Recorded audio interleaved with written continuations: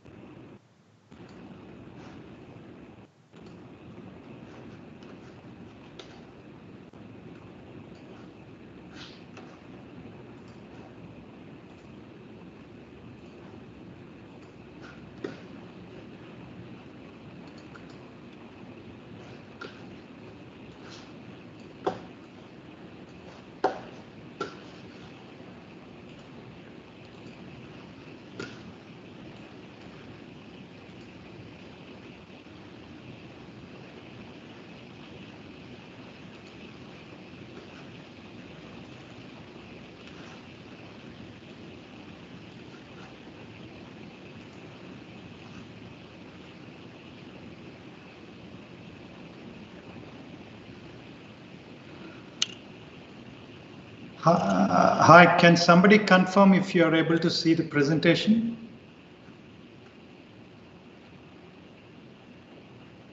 Srinivas garu కనిపిస్తుందండి. Yeah. Okay. Change అవుతున్నాయా slides? Yes, change. They are changing. Yeah, that's good. All right. All right, Professor Krishna. Yeah.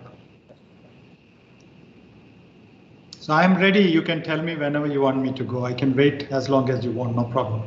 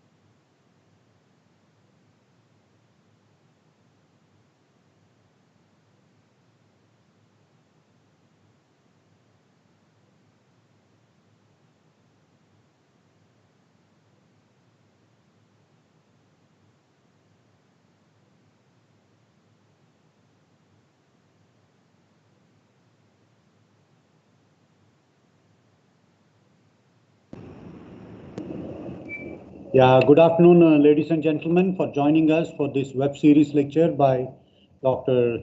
Srinivas Kumar, Director, INCOIS, Hyderabad. Dr. Srinivas Kumar Garu, a hearty welcome to you and a big thanks for accepting our invitation to give a lecture for the sake of the students during this pandemic COVID. It's an online lecture anyway. I'm privileged to introduce Dr. Srinivas Kumar, ladies and gentlemen. Dr. Tummala Srinivas Kumar had an MSc in Marine Biology and Oceanography, and he is a PhD in Oceanography with the title Study of Coastal Dynamics using Satellite Remote Sensing and GIS Applications. His research interests include operational oceanography, marine biology, satellite oceanography, early warning services, and ocean observing system.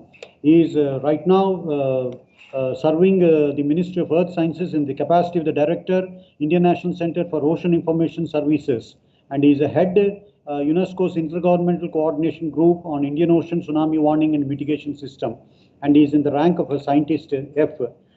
He has many awards to his credit. Notable of them are National Geoscience Award in 2010 for establishing a world-class tsunami early warning center conferred by the Ministry of Mines, Indian National Geospatial Award in 2008, Certificate of Merit given to Young Scientist for the year 2004, and Kalpana Chawla Memorial Award instituted by the Andhra Pradesh Geographical Society, and Sir Raja Muttaya Chettiar Endowment Prize for the year 2005 for securing first rank in MSc, and Dr. C.D. Deshmukh Prize for the outstanding performance in MSc. Dr. Srinivas Kumar's contributions were innumerable and is instrumental in INCOIS achieving the following prestigious awards: Special Jury Award under the Projects category, Special Achievement in GIS Award 2009, and Geospatial Award for the year 2008, Geospatial Excellence Award 2009, and the Silver Award for Design and Development of the INCOIS website.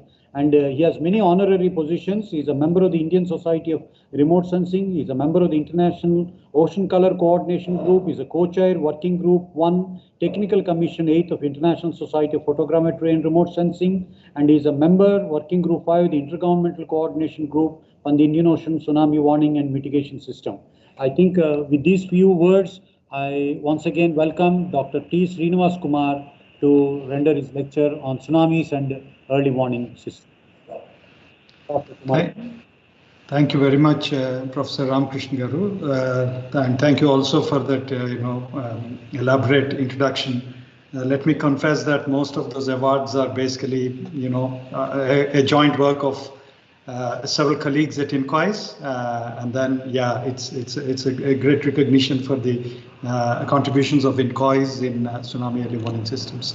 So with that said, let me wish you all a good evening, and then thank you for inviting me to give this lecture. I think in these times of COVID, it's always good to have such kind of online lectures and see how we can engage with the students. So I'll be talking about tsunamis and early warning systems. So INCOIS is the Indian National Center for Ocean Information Services. We are an autonomous institute under the Ministry of Earth Sciences, Government of India. We are located in Hyderabad. So the INCOIS is involved in several activities related to ocean observations, ocean modeling, ocean information and advisory services. And when I say advisory services, INCOIS provides several popular services to the coastal communities. Like, for example, we provide potential fishing zone services to the fishermen community. We can kind of advise fishermen on where they can go and conduct fishing operations so that they can get better catches. So that has been one of our very popular services. We use remote sensing data to do that. And INCOIS also provides ocean state forecasts. So we run a suite of ocean models, wave models, ocean general circulation models, etc., to provide ocean state forecasts, daily state of the oceans. We give forecasts, a few days in advance. So it could be waves, currents, tides, and several parameters. So this information is very important for all the coastal communities and marinas for safety. And then we also, one of our main activities after the 2004 December 26 tsunami, is the Tsunami Early Warning Center, which has again been established at INCOIS in a very record time of 2 years. This system has been operational since 2007 and has been providing tsunami advisories since then. We also have storm surge early warning services provided from the same center. We provide them to IMD so that whenever there is a storm, recently we had the storm Nivar, for example, so we provided storm surge advisories on what would be the extent of inundation and things like that. So we provide several such services like harmful algal blooms. We provide coral bleaching alert systems. So if you talk about, if you actually think of any institute that provides operational oceanographic services for mariners and the coastal communities, so INCOIS is that mandated agency. And to be able to do that, we do a lot of ocean observations, several observational platforms INCOIS manages in the oceans. So of course, that's totally a different topic. We could do that some other time. Some of my colleagues we can organize lectures. I'll be in touch with Professor Ramakrishnan Garu to do that at a different time. So now let me talk about, in this lecture, let me talk about tsunami warning. I'm told I have about 40 to 45 minutes. So I'll quickly give you an introduction of tsunamis and what is actually tsunami risk assessment, what are the components of a tsunami warning system, how do we operationally produce tsunami forecasts, do we have any SOPs yes, we do. So I'll show you some of those things. And then what is the performance of the warning system and capacity building, etc. And also, if time permits, I'll also talk about a few challenges as youngsters and as students and researchers. I'll also throw up some challenges that we actually have in the broad tsunami warning space, and then where we need to improve, and then how you could contribute with your research. Okay, so you all know there are about 40 countries that are actually surrounded by the Indian Ocean region. Of course, about 28 of them are maritime countries, and then most of these are developing countries. And then there is more than 1.5 billion population actually that is living in these countries, and then a huge coastline. And what you see there actually in different colors are the coastal population. It's a 2010 census. It would be certainly more now. So what you see is actually several of these coastlines, including India, for example, they have a huge coastal population living within 100 kilometers from the coast, which means... Srinivas, slide kanpinchatledandi. Yeah, please. Can you see it now? Not yet, Andy. Yeah, you have to share, I think. Oh, it's already shared. Yeah, yes. Is it? Yeah. Yes, Andy. Yes. You see that now? Yes, Andy. Yes. Okay. So, okay, I think one slide was somehow not appearing. So where I was only talking about what we have, we having a huge coastal population that is living in the coastal areas, making these coastal populations vulnerable to coastal hazards that can cause, inundation. That could be tsunamis, storm surges, sea level rise, etc. So when you talk about the tsunami, you all would have heard about and then remember what happened in December 26, 2004. So we're almost approaching 16 years after the tsunami happened. It's in the same month on 26th this happened. It's called the Boxing Day tsunami.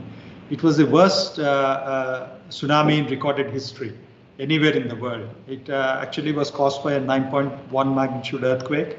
Again, this was recorded as the third strongest ever earthquake recorded on a seismograph.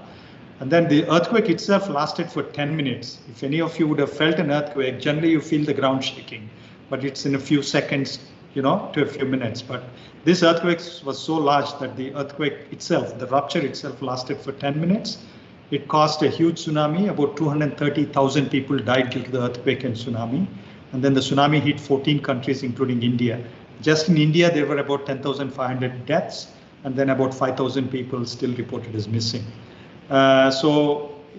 During that time, we had this huge loss. Why? Because many nations in the Indian Ocean did not even recognize the word tsunami. It was, something that we would have studied in textbooks as lessons, but not in a public sense. People didn't know what a tsunami was, so we didn't have a warning system. People did not know what a tsunami is, and then though they knew there was huge ground shaking in several countries, nobody knew what to do.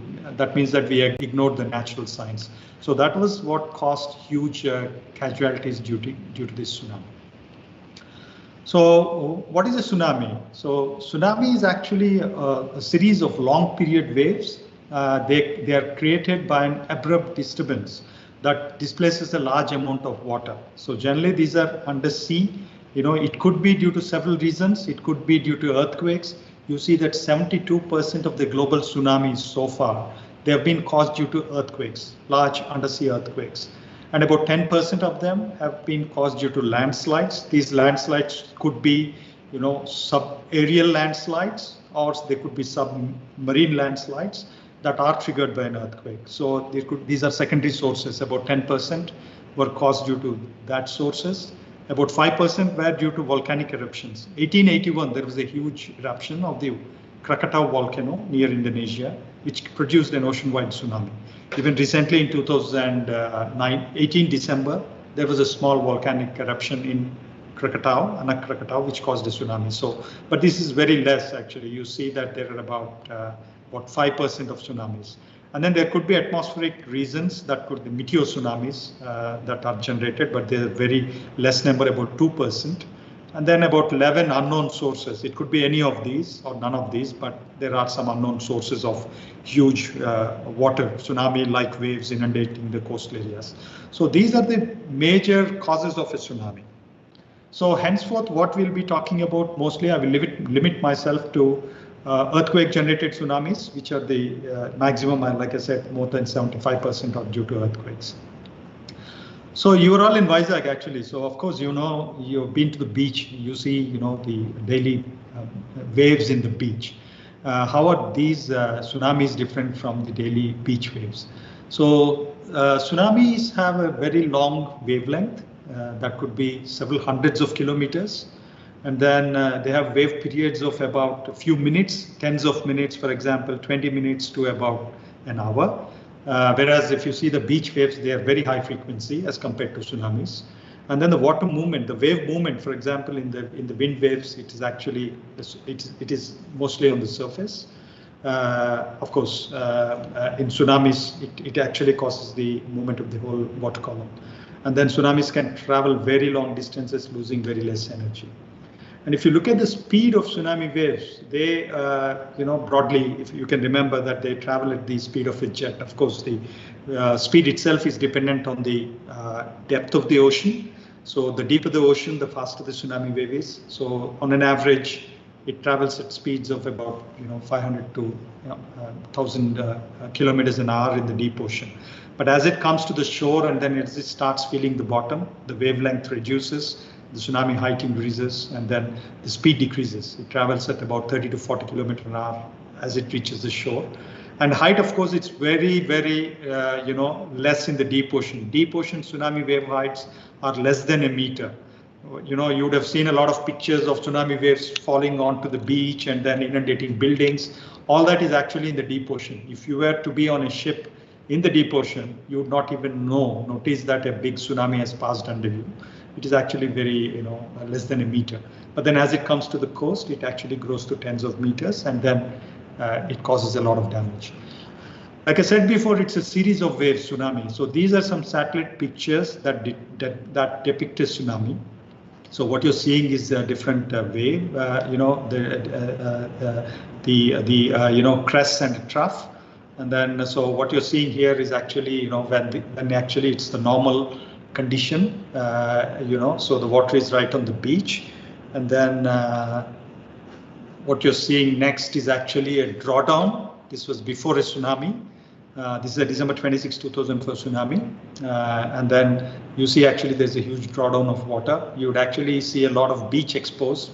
You would have heard of stories where people see that a huge part of the beach is exposed, and then they actually try to they get interested on why the beach is exposed, and then they still get attracted towards that and put themselves in danger going into the exposed areas. But that could happen during a tsunami, but not always actually. Some cases it could be a drawdown. In some cases it could just be a positive wave that is coming. In this case it was a drawdown. And then this is what you see. Again, the next wave, this period could be about 10 to 20 minutes. So once we have a drawdown, within about 10 to 20 minutes, you can expect that a huge wave is, it's going to come on shore.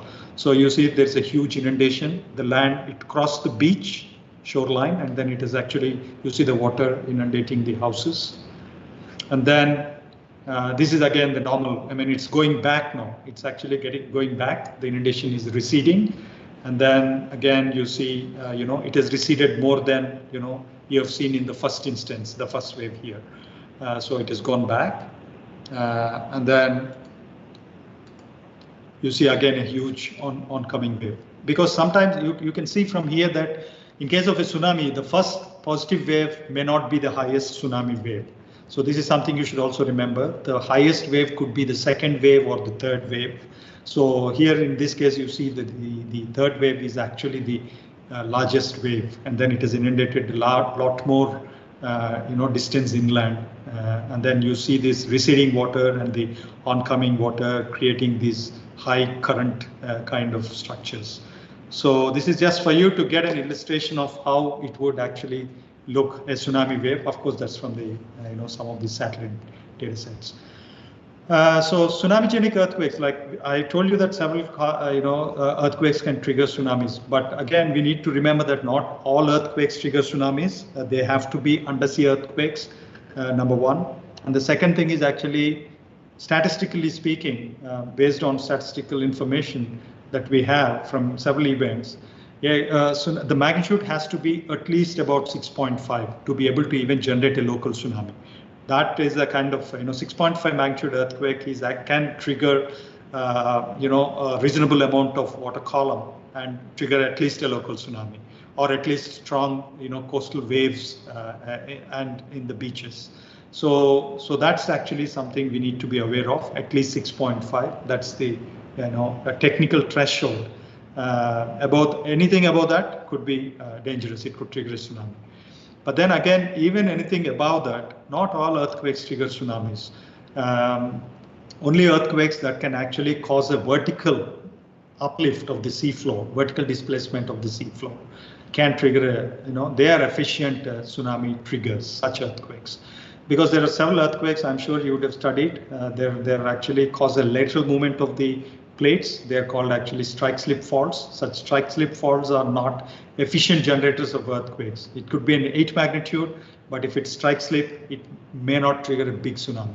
Whereas it could be a 7 magnitude. If it's a vertical thrust faulting or a normal faulting, it could trigger a much larger tsunami as compared to a strike-slip event. And if an earthquake is very slow, it could be a very efficient tsunami generator. So these are some things you should remember, like as people living in the beaches, if you feel an earthquake, see, if you see this is just a statistics on how many earthquakes occur per annum, which we could, which could be tsunamigenic. This is global. If you see anything of more than 6, there are about 160 events globally. These are earthquakes more than 6 that people could feel. And then if they are undersea, they technically could trigger tsunamis. So this is something we need to remember actually. Because tsunamis are very less frequent in the Indian Ocean, okay, as compared to other Pacific basins where, which is tectonically more active. Indian Ocean, the tsunami frequency was very less. It is very less as compared to other regions. So that's the reason, in fact, we didn't have a tsunami warning in 2004. So coming to the risk assessment, this is something which I've been just talked about, a bit of introduction. So this is where most of the subduction zones you see here, the red zone line here and the red line here. So this is basically called the Sumatra Andaman subduction zone, which is about 6,000 kilometers in length, going parallel to Indonesian archipelago and then going right across Andaman Nicobar Islands and to Myanmar. And then you have the Namakran subduction zone, which is 900 kilometers. It is north of the Arabian Sea. Now, these two are the zones that can really trigger such large undersea earthquakes that can create tsunamis for India as well as the Indian Ocean region. So what you're seeing in some of these years here, these are all the numbers, years where there are recorded instances of large earthquakes triggering some tsunamis actually. So these are the subduction zones that we need to worry about if we talk about tsunami sources for the Indian Ocean. Now, as a warning system, how do we generate warnings? So we can't predict earthquakes, as all of you know. What we can, at the best, do is actually be able to detect an earthquake as soon as it happens. So that needs real-time seismology. You need seismic stations. I'll come to that in a bit. But talking about risk assessment, entire Indian coastline, or the entire Indian Ocean coastline for that matter, is at threat of tsunamis, because we need to know hazard, we need to know risk. So all our coastal areas are at risk of tsunamis that can be triggered by these two subduction zones. Okay, now how much time we have before a tsunami comes to our coastal area? So that actually is what is shown in this slide. So these are actually travel time contours that you see here. On the left panel is actually, if you presume that an earthquake is happening in the Makran subduction zone, it could hit the nearest coastline, Gujarat or Maharashtra, for example, for that matter, in about 2 hours. Okay, 2 to 3 hours. Whereas if you actually see, take something happening in Banda Aceh, like what happened in 2006, it could actually take about 2 to 3 hours to reach the Indian mainland. Whereas if something happens very close to Andaman Nicobar Islands, it could actually reach Andaman Nicobar Islands within, say, a few tens of minutes, about 10 to 20 minutes. So we have to be very, appreciative of this. We need to remember this, because this is what defines how much of warning time can we give to the public. If there is a warning system, if we are able to detect an earthquake, and then if we are able to trigger a tsunami warning, which we do, how much time will people have to evacuate from the beaches? So that is actually very important for us to know. So that's what I'm trying to show here. For Indian mainland, irrespective of the subduction zone, it could be 2 to 3 hours. For example, in Visakhapatnam, it could take about 2 to 3 hours for a tsunami wave to come and hit if there is an earthquake near Andaman Nicobar Islands. Whereas within Andaman Nicobar Islands, it could be within just tens of minutes. So that defines how prepared you have to be. So, like I said, we need very rapid earthquake evaluation, which needs a lot of seismometers. These are, you have these equipment called broadband seismometers, which are actually installed. There are several hundreds in India, several thousands all over the globe. So we use these seismometers, broadband seismometers or strong motion accelerometers, or we can also use GPS receivers actually, which can measure the direct displacements, or we call them in general terms GNSS receivers. So those are very important in detecting earthquakes. That's the first point. And the second thing is actually we also, like I already mentioned, all earthquakes do not trigger tsunamis. So you need to be able to detect actual tsunami wave either in the deep ocean or in the coastal areas. So that is done through buoys called open ocean buoys called tsunami buoys. We have several of them. I'll come to that a bit later. And then we can also detect coastal tsunamis through tide gauges. So these are the 4, seismometers, GNSS stations, strong motion accelerometers, tsunami buoys, and tide gauges. These are very important in detection of tsunami in tsunami warning centers. So this is the network of seismic stations, like I mentioned. This seismic network enables INCOIS to detect any large earthquake happening within the Indian Ocean region in less than 5 minutes. So we can do that earthquake detection in 5 minutes. And then anywhere all over the globe, depending upon the density of the station network, we can detect earthquakes within 10 minutes. So this is the network that you're seeing in the top panel. And then the bottom panel, these purple circles that you're seeing are the locations of tsunami buoys. India has about 7 tsunami buoys to detect tsunamis that are traveling from Andaman Nicobar, Sumatra subduction zone. We can detect in 1 hour, half an hour to 1 hour. So they are actually deployed. These buoys are deployed and maintained at a travel time contour from an estimated earthquake source of about 30 to 60 minutes travel time. And then here you have 2 in the Makran, to detect Makran tsunamis in the North Arabian Sea. And then, of course, all these green triangles that you're seeing here, they are all tide gauges. Of course, tide gauges can detect a tsunami only after a tsunami hits that shoreline. But that a tide gauge in the Andaman Nicobar Islands, for example, Port Blair, that can actually act as a warning for the mainland, because you know that, okay, tsunami has happened, but it has hit Port Blair, but you know that, okay, it might be also traveling towards the mainland. So that's how these networks help. And just having networks is not sufficient, actually. You need to be able to analyze data from these networks. You need to be able to detect a tsunami. You need to tell people when a tsunami wave, if it is generated, would reach a particular point in the coastline, and what would be the estimated wave height. Only then, using that information, could public or the disaster management agencies could take action. So what we do at INCOIS is actually, like I said, there is not a lot of time to give a warning. It is actually a very short fuse event tsunami. If earthquake happens, it can hit, like I said, in 10 minutes or 2 to 3 hours, if you're lucky. So what we do is, as a warning center, we can detect an earthquake in 5 minutes. We need to actually give an immediate warning so that people get enough time to evacuate. So what we do is, we can't do real-time modeling. Now we have actually developed that capability. We are actually going towards that direction. But what we currently do is actually, we run tsunami simulations. We have numerical simulations. So we have a large database of those simulations. What you're seeing in this left panel here, the bottom panel, it actually is the presumed or synthetic earthquake epicenters. We presume that an earthquake of, for example, say 6.5 or 7.5 magnitude happens all along the subduction zone. And then we pre-run these simulations. And then we have those estimates, a huge database of all those model results in our computer, actually, in our high performance computing system here. So what those model results say is, okay, if there's an earthquake of 7.5 magnitude in Andaman Nicobar Islands, say, for example, near Port Blair, a tsunami wave would hit, say, for example, Visakhapatnam in 2 hours time, and then the wave height at Visakhapatnam would be about 2 meters. So this is the information that these model simulations can tell us.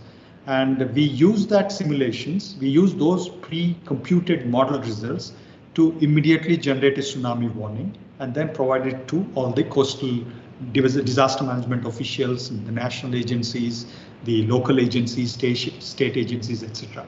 So this is the kind of bulletins that you're seeing here, this panel that go out. They are actually categorized into different threat levels, because different coastal areas, depending upon the bathymetry, depending upon the coastal geomorphology, depending upon the elevation, it can be impacted differently by tsunami waves.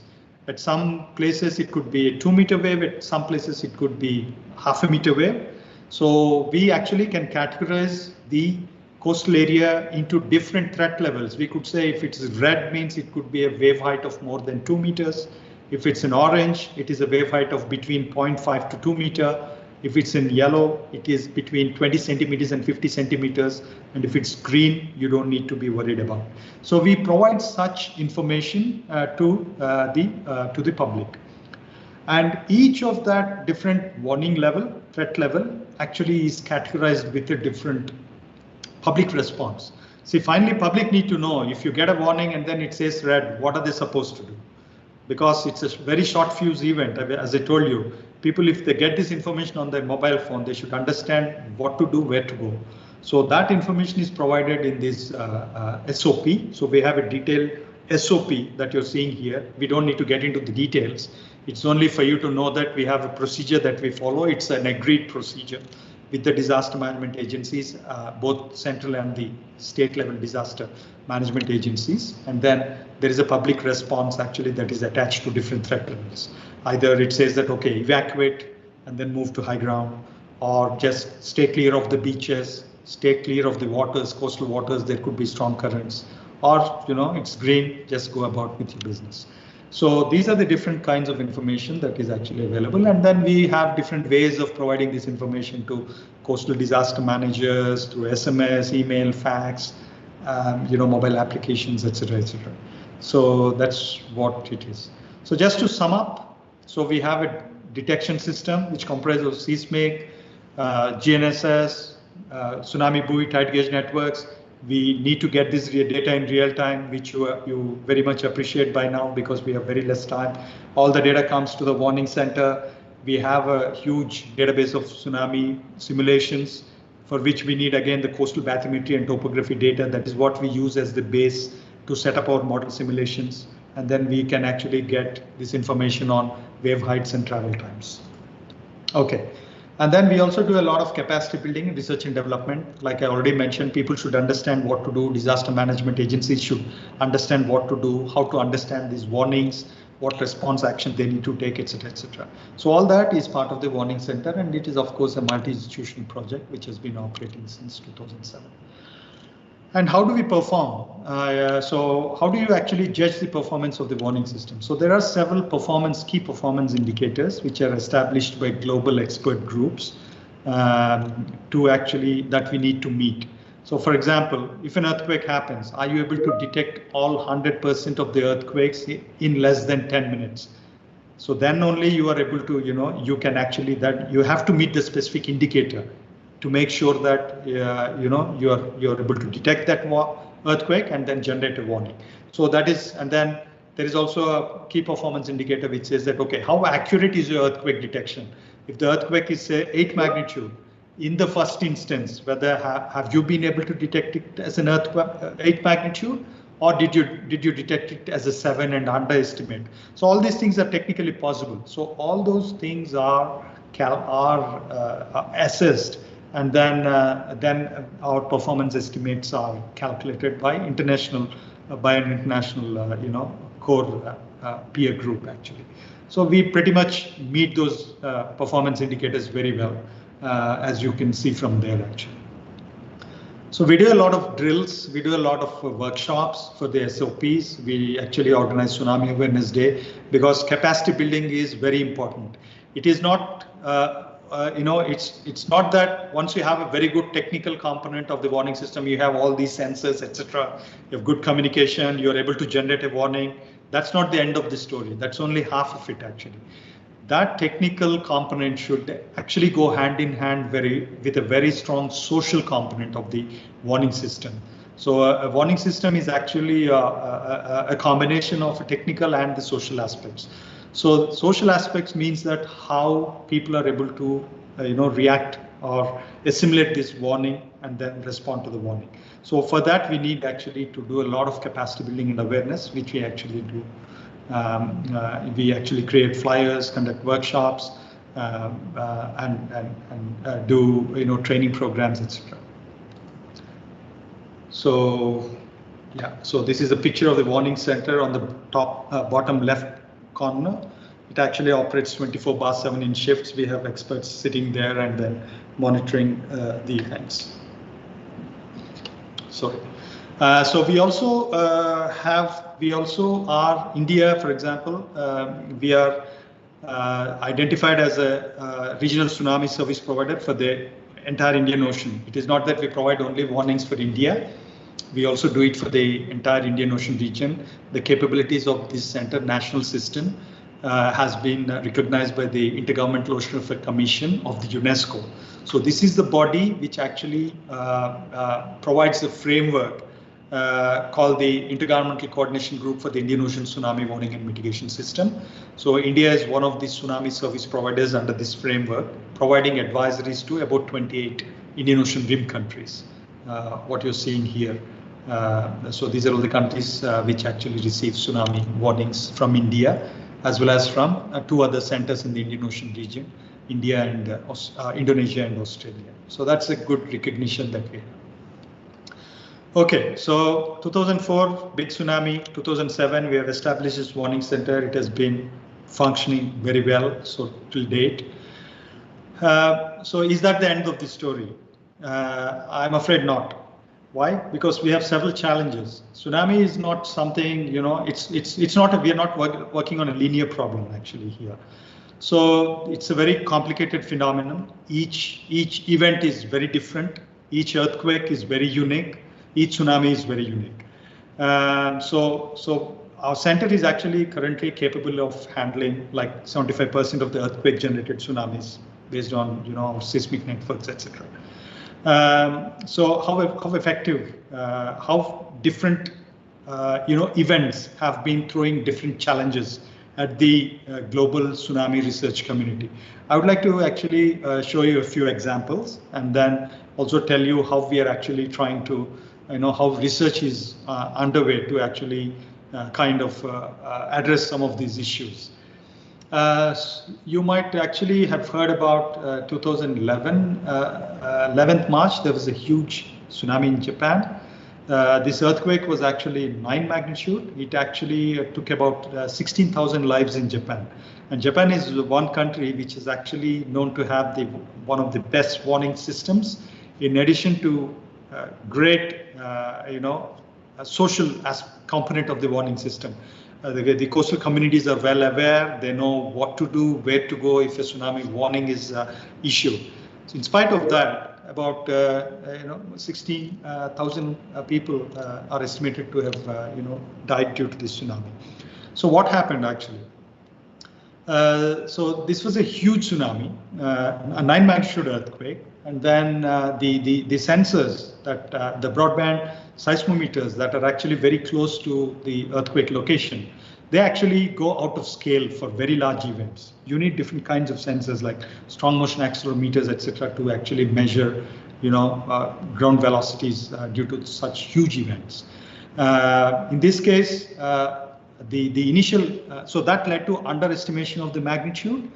So in the first 3 minutes, because Japan issues tsunami warning in less than 3 minutes, they actually are very close to the subduction zone, so they have to issue warning in 3 minutes. So when they did that, the first earthquake estimate was about 7.9, but whereas the actual earthquake magnitude was 9, which means that when they issued a tsunami warning that actually mapped to a 7.9 magnitude earthquake, it was a much lesser warning, level that they've actually put out, whereas the tsunami that came on was actually corresponding to a 9 magnitude event.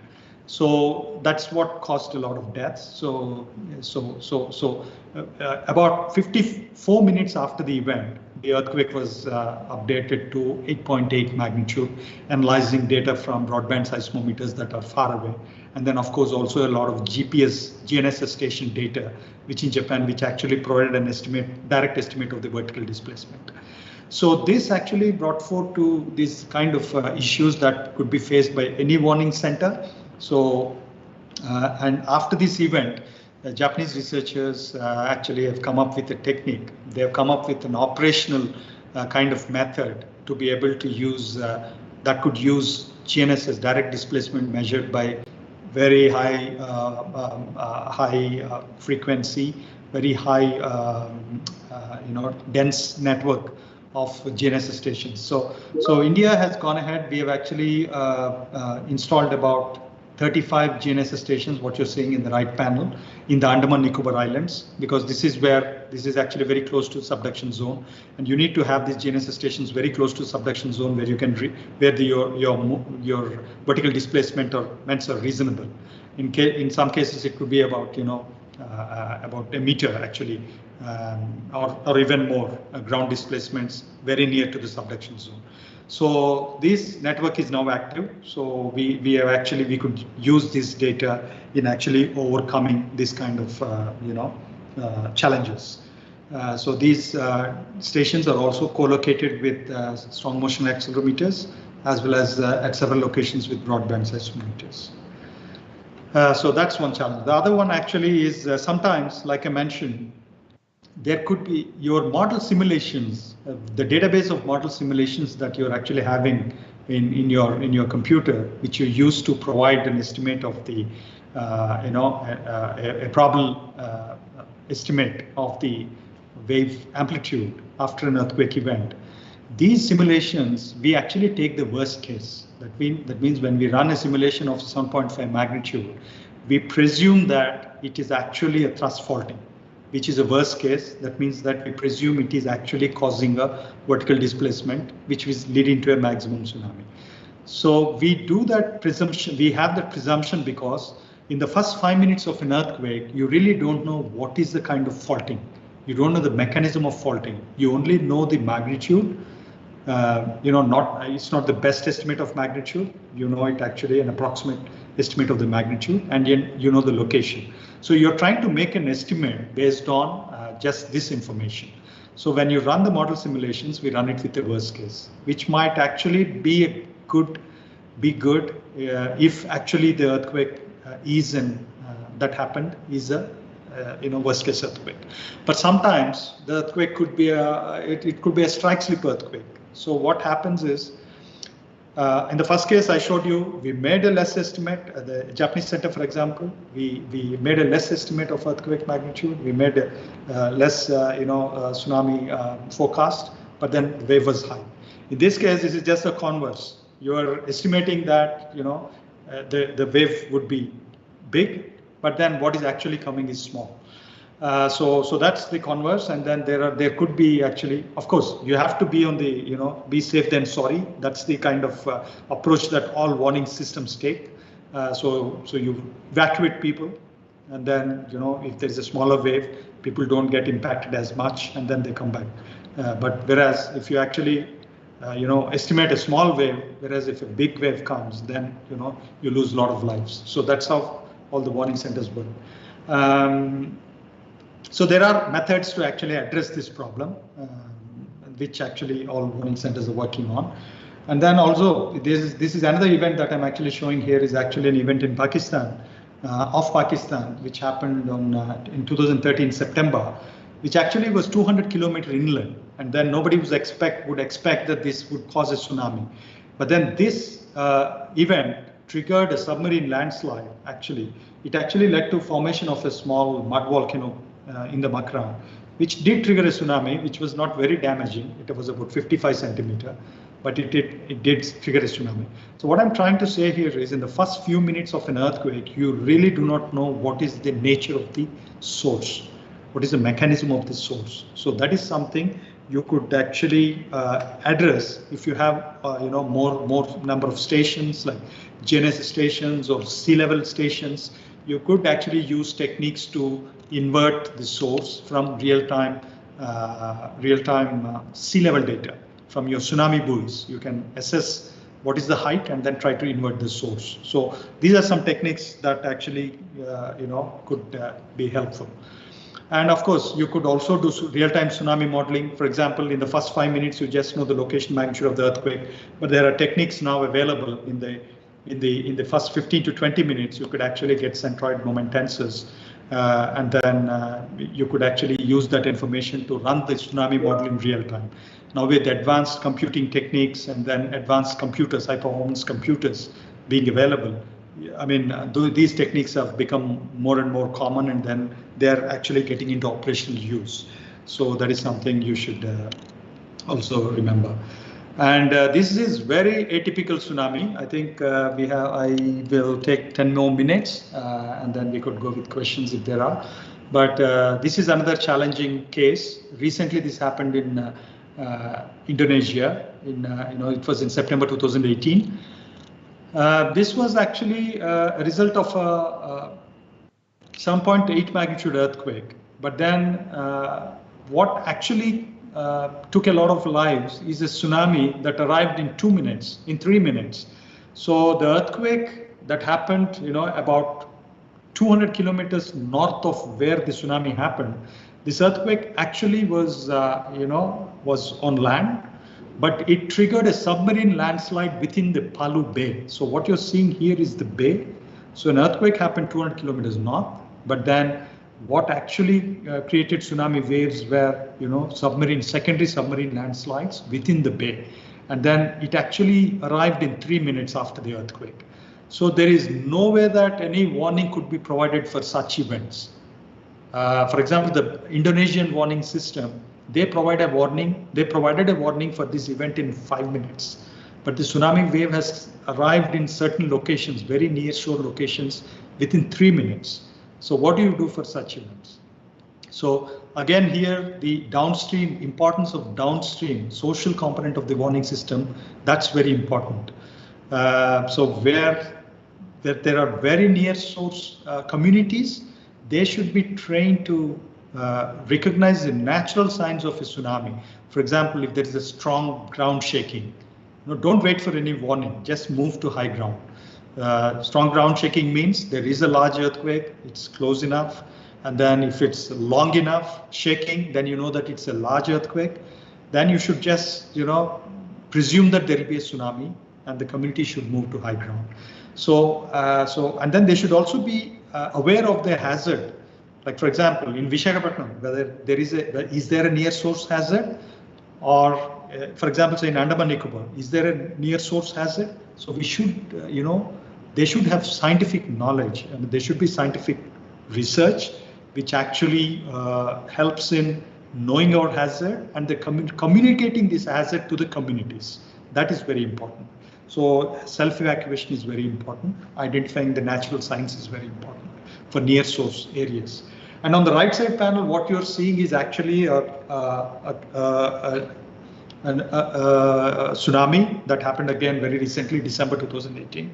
This was actually caused due to a flank collapse after an earthquake. So such flank collapse events, the warning systems are not designed to detect those events. All warning systems are designed to detect earthquakes, but there are now technologies or SOPs being implemented to really, get information from volcano monitoring centers, and then, make a hazard estimate. And then if you know that actually this particular volcano is at a very high level of activity, then you actually set up procedures to be able to, detect, such volcanic activity, and then monitor tide gauge and, ocean bottom pressure, tsunami data, and then come up with some techniques. So that's something people are working on. So we are actually also working very closely on, tsunami community recognition programs called Tsunami Ready. So what this does is actually this program puts communities in the center of the entire warning system. The technology is there, the communication systems are there, we can provide a warning, but whether the community can receive the warning in real time, whether they understand the warning, whether they have sirens, whether they know their hazard, whether they know where to evacuate to if a warning is given. So there are about 11 such indicators that have been worked out. And if a community meets those indicators, they can be recognized as Tsunami Ready. So it is actually community-based performance recognition program. Communities are the main stakeholders, community leaders, the local disaster management agencies, provincial disaster management agencies. They are the main stakeholders in this. Of course, the community, the technology, the techniques to assess hazard, all that is provided by agencies, technical agencies like as INCOIS, but this puts communities in the center of the entire warning system. So recently, this is the first time, this is a great achievement again, India, in Odisha, along with the Odisha State Disaster Management Authority, 2 communities, 2 villages have been recognized by the UNESCO IOC as being tsunami ready. That means these 2 communities have met all those 11 tsunami ready indicators. So this is something, this is a program which we are now trying to kind of scale up to all the coastal communities all along India. So this being a tsunami ready community means that they could be also prepared for other hazards, more frequent hazards such as cyclones or storm surges, etc. So this is actually something which provides a good framework for measuring the capacities of the downstream warning system and awareness and response capacities of the communities. Okay, I think this is my last slide. So where are we going into the future? So there are several opportunities. Like I said, I've showed you how the warning systems work. Of course, we have very advanced warning system. We are working on community preparedness. But like I showed you, there are always several challenges. So we need to be actually continuously working towards, improvements. And one of the other main challenges, tsunamis are not as frequent as they're in the Pacific, in the Indian Ocean. So people tend to forget, because the last big tsunami now is in 2004, right? Almost 16 years. So it slowly tends to fade out of memory. So but you don't know when the next big thing will happen. So you need to, these are all great challenges. So we need to enhance hazard assessments, not only earthquakes. We need to actually talk about, other hazard sources like landslides, etc., which I told you. And then we need to enhance our detection modeling capabilities. We need to reduce uncertainties in the warning process. Like, for example, I talked about this before. In the first few minutes, tsunami warning is a race against time. So if you want to give the fastest warning, your accuracies will not be, as good. So it's always a trade-off between how fast you want the warning to go, or how much longer can you wait so that you can get more data, analyze data, and give a much more accurate warning. So this is always a race between, time and accuracy. So that's what we need to actually try to reduce those uncertainties in the initial few minutes of the warning process. So that is what actually entire the tsunami warning global community, along with INCOIS, we are actually working on. That would need actually, if data is the key from different observing networks. It could be land, ocean, space, seismic, GNSS, tsunameters. People are talking about smart cables. You see in this cartoon here, these are all the kinds of warning, infrastructure that we are looking at. There are actually techniques that you could do from space, like altimetry, ionospheric observations, infrasound sensors, coastal radars, etc.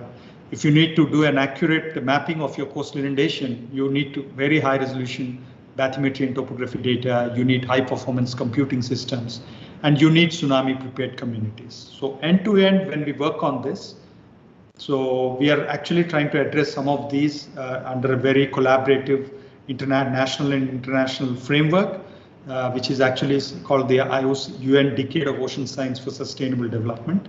We are actually trying to, address some of these issues.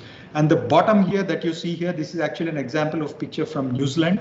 They actually call this as this blue line. In fact, the roads, the coastal areas, the roads are painted with the blue line there, because this is the line actually which tells communities that, okay, if you're within this line towards the sea, if there's a tsunami, you are not safe. If you're beyond this line, you're safe. Very simple way of communicating to people. It's very important. You need to be able to tell them in very simple words whether they are safe or not, and then what they need to do if there is a tsunami. In New Zealand, for example, they actually have this slogan. If actually, it's because they are very, they're of threat of local tsunamis, so they actually educate people to actually recognize natural signs and then go to safe places. So they have this saying, which is always on TV. Actually, I mean, it's very simple. It says, "Longer strong, get gone." That means that if you feel an earthquake, if it's long or it is strong, get gone. That means move to high ground, go beyond the blue line. So these are the kind of things that, which that social component of the warning system is very important as the technical component. So I guess that's it. So thank you very much for your patient listening, and Professor. Thank you, Dr. Srinivas Kumar Garu, for your elucidating lecture. It was very informative for the students, and I now join the audience for the question session. The first question is, can we make a mathematical model of the earthquake in the subduction zones by means of observations? Is there any model used for earthquake prediction underwater in India or any other parts of the world? Okay, so we don't do anything with earthquake prediction, at least not at INCOIS. And then of course, there are certain precursory parameters that are actually studied for earthquakes. I mean, there are agencies like NGRI, and there are several other agencies globally which actually, do such studies. Actually, they actually can monitor, install sensors that can monitor the, how much pressure is being built, how the plates, tectonic plates are moving, and then how much pressure is being built up, when there is a chance that they could actually rupture and then create an earthquake. So all such studies are going on. But then these are not, as yet, they don't provide estimates which would be useful for kind of real-time applications such as tsunami warning. Like, for example, they could come up with, locations, information saying that, okay, at a certain location, there could be an earthquake of so-and-so magnitude in, maybe in the next few years or so. Those are the kind of estimates, but then you can't, use that information for tsunami warning. For tsunami warning, what you actually need is, okay, if this earthquake is going to happen in the next few minutes, or, so, yeah. So I hope that answers the question. But we presume what we do here certainly is actually we take that, we take the entire subduction zone. We actually calculate the displacement due to different magnitudes of earthquakes. That's the mathematical. We have relations which we can apply and then say that, okay, if it's a 7.5 magnitude, the length of the rupture, say for example, is 100 kilometer and by 50 kilometers across, and then it could cause a surface displacement of 1 meter across this area, and then use that information to actually trigger surface displacement of the water column, and then that actually we can propagate it into the ocean and to the coastal areas and see how much a tsunami height would be and then the travel time would be. Yeah. Thank you. The other question is the movement of the water under ocean waters, are they being influenced by these underwater earthquakes or any plate movements? It's a question from a student. Yeah, I mean, this water, the displacement of water column is due to the earthquake. The earthquake is actually causing a displacement of the seafloor, and this displacement of the seafloor is actually what is causing the water column displacement. And once there is a displacement, any displacement actually, either due to earthquake, it could be from the surface, like for example, I mentioned as a meteoric impact. Theoretically, we don't have proof, but then that could actually, if a meteor falls and then displaces the water column, that could trigger a tsunami. Submarine volcano, for example, this volcanic explosion, it can cause a flank collapse, and then this is something which is actually disturbing the water surface from the top, and then it can actually trigger a tsunami. Yeah, anything that can cause a sea surface displacement. Another question from the student is the tsunami waves. What would be the magnitude either by a landslide or is it by an underwater earthquake? What would be the magnitude like? See, you can't see tsunami. The magnitude, in the sense, what I'm actually thinking the student is asking is actually height of the tsunami wave at a particular point in the coastline. Okay, so that depends on several parameters. It's just not you can't just say that, okay, an earthquake will produce a larger magnitude tsunami than a landslide triggered tsunami. You could mathematically model it actually based on how much of surface water column is getting displaced. You could theoretically do it. But then, for example, an earthquake of 8.5 magnitude, say, for example, if it causes a wave height of, say, 10 meter in the near source location, the same magnitude, but if it at a far source location, it could only cause waves of 1 meter. Whereas a submarine landslide, similarly, if it is actually, it can cause a large magnitude. Submarine landslides, mostly they cause local earthquakes, but they can be huge, locally, very locally. So I hope that answers the question. It's not that one causes a big tsunami over the other. There are several factors. How big a landslide is, how big an earthquake is, how far is the source from the actual, tsunami location. So all these matter, but you can model them actually mathematically. The other question is, what are the geophysical parameters considered for a tsunami or an earthquake active zone? Can we model these parameters for prediction? So again, for tsunami, I mean, geophysical parameters in the sense what we are actually measuring is, ground motion, acceleration and velocity. So we use broadband seismometers, we use accelerometers, and then of course we also use GNSS stations which actually measure the direct displacements. So these are all the instruments like I mentioned in my talk. which we use to measure, these earthquake processes.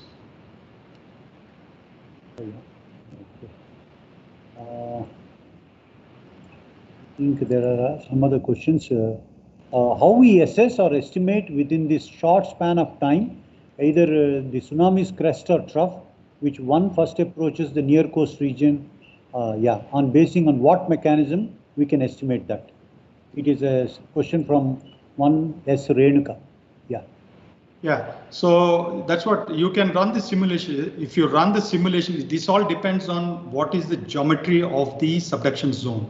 Okay, so one actually plate is subducting over the other, and then it really depends on which side of the coast. So one side of the coast would actually receive a positive wave, whereas the other would be a negative wave broadly. But then the local conditions, actually the local geomorphology is something that can also impact this process. And you could model them actually using tsunami models. You could very easily model. For example, now in our model simulations that we have, we know actually we actually can build a full profile of tsunami wave hitting a particular point in the coastline. So we have points called coastal forecast points all along the coastal area. If from a subduction zone, if an earthquake happens, depending upon how the rupture is, we could estimate at different coastal forecast points whether it would be the tsunami profile for the entire duration of the tsunami, starting from minute 0 to as long as actually we run the models for about, now we run it about out to 24 hours. So we can get a full tsunami wave profile, which actually can also show you whether the first wave is going to be a negative wave or a positive wave. I think the last question is it possible to identify the occurrence of a tsunami based on any specific deep oceanic features? Because we have 3 major oceans. Deep oceanic, do they mean deep? Nothing actually. See, what triggers a tsunami is basically the large earthquakes. That's what causes 75% of the earthquakes. So you've actually mapped the ocean floor. Ocean floor, especially from the tectonic point of view, it has been sufficiently well mapped. And then you really know where are these subduction zones. That's what I showed in my first slide. Where are these plates? How are they moving? All this has been mapped. Now, those are the subduction zones which are primary sources of your tsunamis. So they have been mapped. And then, you more or less know where these large tectonic, movements are taking place. For the Indian Ocean region, they are along the Sunda subduction zone, starting right from Myanmar down until, Indonesia, running along Indonesia. And in the west coast, it is across the Makran subduction zone. Now, there are other actually submarine features, they are not actually subduction zones. They are like, for example, spreading zones, which actually cannot trigger large, there are no evidences of such zones triggering large earthquakes and then causing vertical movement of, sea floor.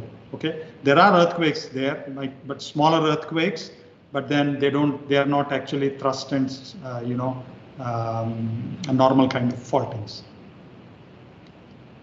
Thank you very much, sir. I think with this, we come to the question answer session. I'm deeply thankful to Dr. Srinivas Kumar Garu for delivering a very nice lecture. And sitting along with me is Dr. C.V. Naidu, our head of the department, and I request him to propose a vote of thanks to the speaker.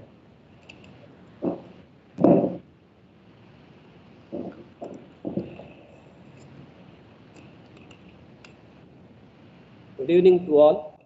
I thank all the persons who have attended the lecture entitled Tsunamis and Early Warning Systems, delivered by Dr. Tummala Srinivas Rao Garu. Dr. Srinivas Rao Garu is a young and dynamic director for a prestigious organization, INCOIS, Ministry of Earth Sciences, Government of India. Dr. Srinivas Kumar Garu is an internationally reputed scientist and served in highest positions in various premier scientific organizations like IOC, UNESCO, ISRO, etc. Dr. Srinivas Kumar Garu contributed good science in the field of remote sensing, geospatial technologies, disaster risk reduction, marine resource management, coastal zone management, and satellite oceanography. Dr. Kumar Garu has been publishing high-quality research papers in highly reputed journals. Dear Dr. Srinivas Kumar Garu, your talk is fabulous and it enlightened many young scientists and students. I should be thankful to you for delivering such a nice lecture and very useful lecture to student and research communities. Thank you once again, sir. Thank you very much. Thank you and good luck. Namaste. Thank you very much. Namaste.